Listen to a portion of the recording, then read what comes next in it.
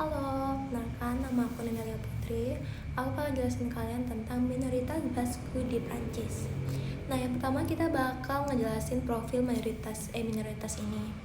Di Prancis, kelompok mayoritas adalah bangsa Prancis.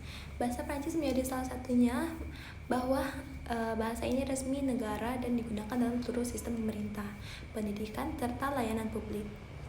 Gaya berpakaian masyarakat mayoritas mengikuti standar Eropa modern.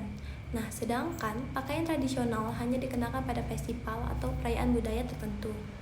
Adat istiadat yang dijunjung adalah nilai-nilai republik seperti sekularisme atau nationalite.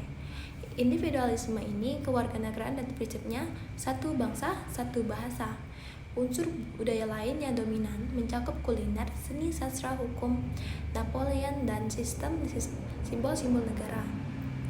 Sementara itu, komunitas Basque di wilayah Prancis merupakan minoritas etno-bahasa. Bahasa mereka adalah Euskara, dengan dialek-alek lokal seperti Labodin dan Soiletin.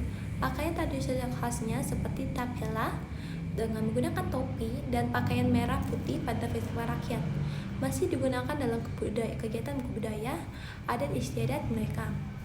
Adat istiadat mereka ini meliputi tari yang bernama mutsiko, musik perayaan rakyat, pelota, dan perayaan keagamaan lokal. Unsur budaya lain yang menonjol adalah identitas etnis kuno ini yang tidak berasal dari rumput Indo-Eropa. Ikatan komunitas ini sangat kuat, kelembagaan lokalitas dan sistem sosial politik tradisional yang bernama Etse sebagai simbol garis keturunan. Selanjutnya ada kategori mayoritas minoritas menurut Forneral. Berdasarkan analisis Forneral, hubungan antara mayoritas Prancis dan minoritas Basque terhadap kategori kelompok mayoritas ini adalah dominan. Hal ini terlihat dari beberapa aspek. Yang pertama ada bahasa. Bahasa Prancis diwajibkan di semua ranah resmi. Bahasa Basque tidak memiliki status resmi dan penggunaannya dibatasi oleh ruang publik. Lalu ada politik. Pemerintah Prancis sangat sentralistik. Wilayah Basque tidak memiliki otonomi, berbeda dengan Basque di Spanyol, sehingga keputusan politik ini ditentukan oleh pusat. Lalu budaya. Prancis menetapkan model republik yang menuntut asimilasi, mendapatkan budaya mayoritas sebagai standar tunggal, dan mengabaikan pengembangan identitas Basque secara formal. Faktor dominasi mayoritas ini muncul karena beberapa alasan. Ideologi nasional Prancis yang menekankan keseragaman dan menolak pengakuan kelompok etnis. Sejarah panjang, sentralisasi sejak revolusi Prancis, kebijakan peragaman bahasa yang berlangsung lebih dari 1 abad, serta status minoritas Basque yang tidak diakui oleh hukum, sehingga tidak memperolehnya perlindungan khusus.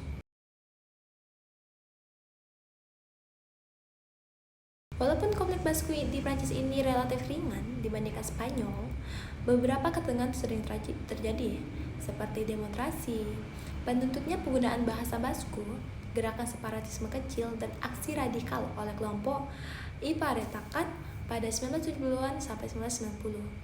Penyebab utama ini adanya penolakan Prancis terhadap pengakuan identitas etnis Basque. Lalu ada pembatasan penggunaan bahasa, tidak adanya otonomi politik, marginalisasi budaya Basque, serta solidaritas dan pengaruh dari perjuangan Basque Spanyol. Fenomena ini sangat tepat dijelaskan dari teori deprivasi relatif atau Tedesco yang menunjukkan bahwa ketegangan muncul karena ekspektasi Basque terhadap pengakuan budaya tidak sesuai dengan kenyataan. Teori tetap relevan termasuk teori identitas sosial atau Tafel yang menekankan bahwa konflik ini kami versus mereka, dan teori mobilitas sumber budaya karena komunitas Basque mengorganisasi protes dan kegiatan budaya. Lalu